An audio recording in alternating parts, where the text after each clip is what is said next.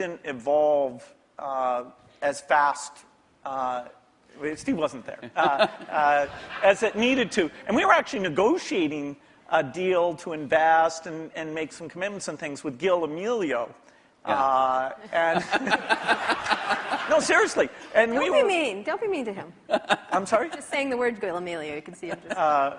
And so I was calling him up on the weekend and all this stuff, and next thing I knew, Steve called me up and said, "Don't worry about that negotiation with Gil Amelio. You can just talk to me now." And I said, "Wow." Gil was a nice guy, but he had a saying. He said, Apple is like a ship with a hole in the bottom, leaking water. And my job is to get the ship pointed in the right direction.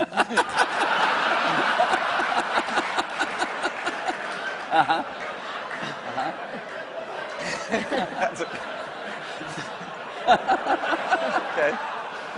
So, and meanwhile, through all this, I mean, I want to get back to the thing we saw in 1997 at Macworld there, but Windows was just going great guns. I mean, Windows 95, to whatever extent earlier versions of Windows had not had all the features, all the GUI stuff that the Mac had, Windows 95 really was an enormous, enormous leap.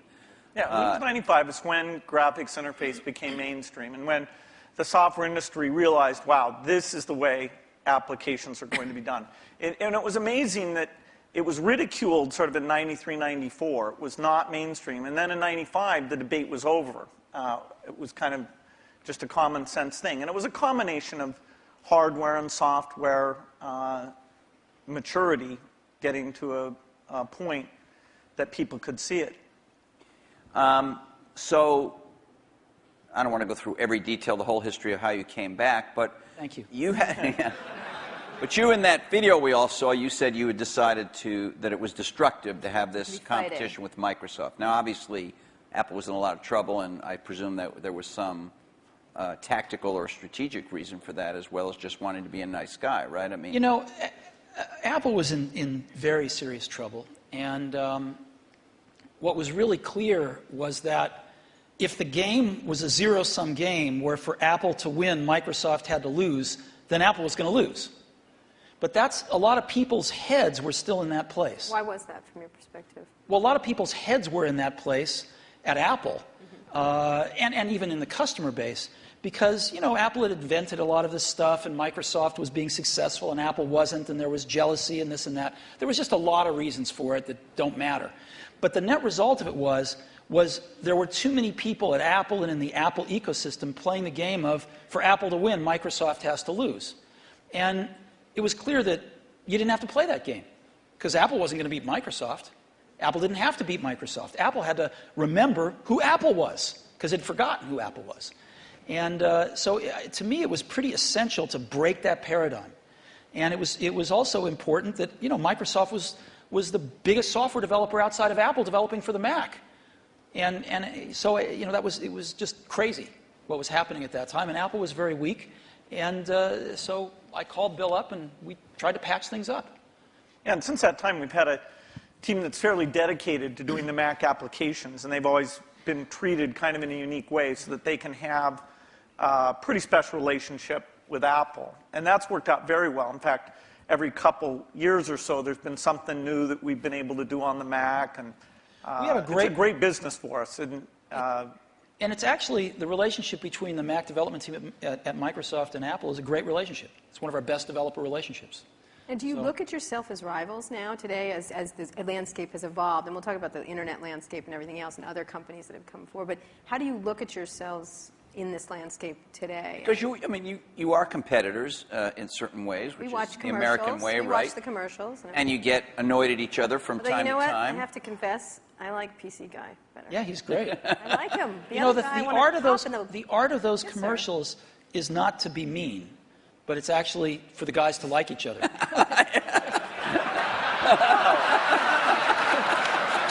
Thanks. PC Guy is great. I like He's got a big heart. His mother loves him. His mother loves him. I'm telling you. Loves him. I like PC Guy totally much better. Wow. I do. I don't know why. He's endearing. The other guy's a PC Guy's what jackass. makes it all work, actually. Yeah. All right. It's worth thinking about. So how do you look at I mean, yourselves? let me just ask you, Bill. You obviously, Microsoft is a much larger company. You're in many more markets, many more types of products than Apple is. You know, when you were running the company, or when Steve Ballmer is running the company, you think obviously about Google. You think about, I don't know, Linux in the enterprise. You think about lots of, I mean, Sony in the game area. How often is Apple on your radar screen at Microsoft in a business sense? Well, they're on the radar screen as an opportunity, and in a few cases like the Zune, that if you go over to that group, they think of Apple as a competitor. They love the fact that Apple's created a gigantic market, and they're going to try and come in and contribute something to that. And we love them because they're all customers.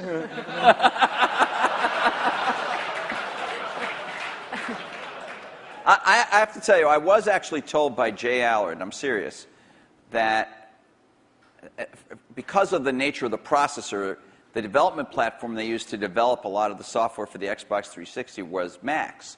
And he claimed that at one point they had placed the biggest order for whatever the Mac Tower was at the time of anybody, and it was Microsoft. I don't know if it was the biggest, but yeah, we had the same processor, essentially, that the Mac had. This is one of those great ironies. They were switching away from that processor while the Xbox 360 was adopting it, but for good reasons, actually, in both cases, because we're not in a portable application, and that was one of the things that processor roadmap didn't have. But yes, we did. It shows pragmatism, but we try and do things that way. So that was the development system for the early people getting their software ready for the introduction of Xbox 360. And we never ran an ad on that. I see. Admirable restraint. That's wonderful. There were hundreds of them. Steve is so known for his restraint.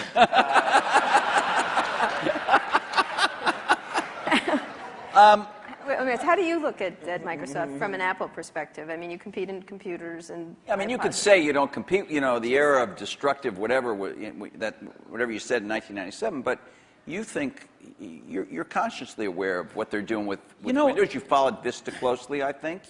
What's really interesting is, and we talked about this earlier today.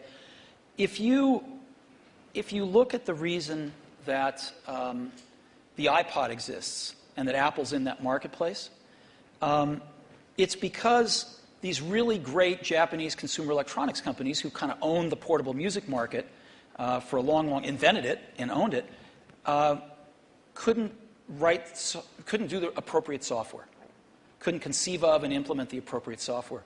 Because an iPod's really just software. It's software in the iPod itself, it's software on the PC or the Mac, and it's software in the cloud for the store.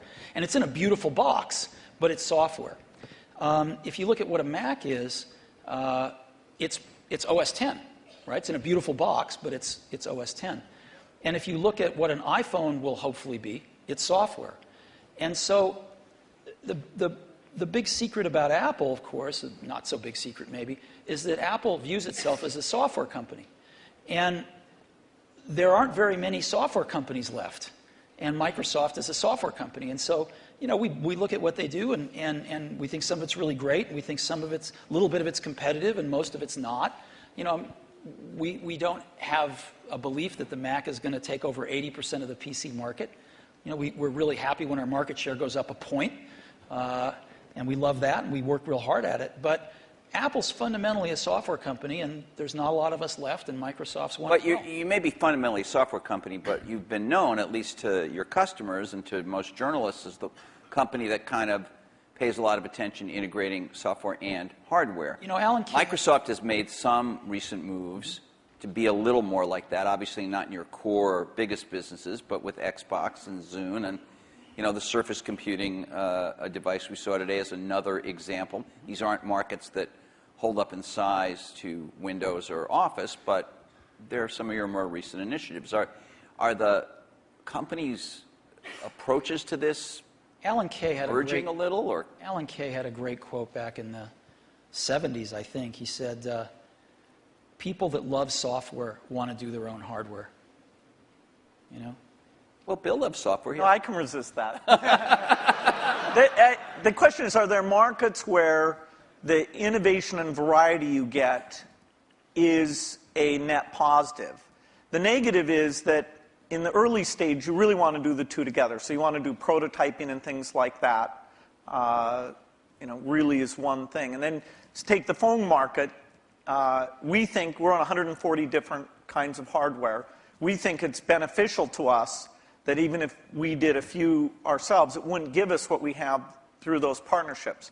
Likewise, if you take the robotics market, very undeveloped. We have over 140 all tiny volume robots using Microsoft software. And the creativity, building toys, security things, medical things.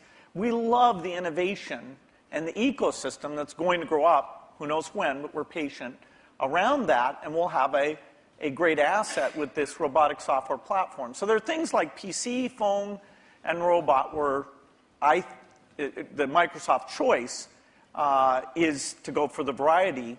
It's great. For them, they do what works super well for them.